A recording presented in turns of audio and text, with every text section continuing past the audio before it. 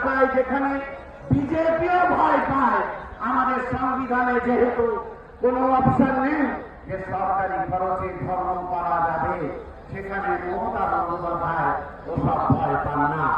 দুর্গা অঙ্গনের শিলান্যাস করেছেন, কেন এত তাড়াহুড়ো করলেন আপনারা জেনে রাখুন।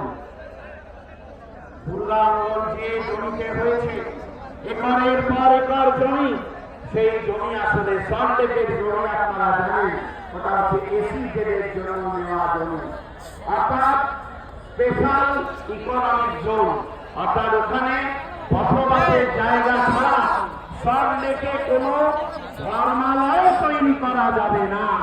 তাই অনেক লড়াই করেও মসজিদ তৈরি করতে পারেনি, ঈদগাহ তৈরি করতে পারেনি, ওখানে উনি দুর্গাঙ্গন তৈরি করতেন।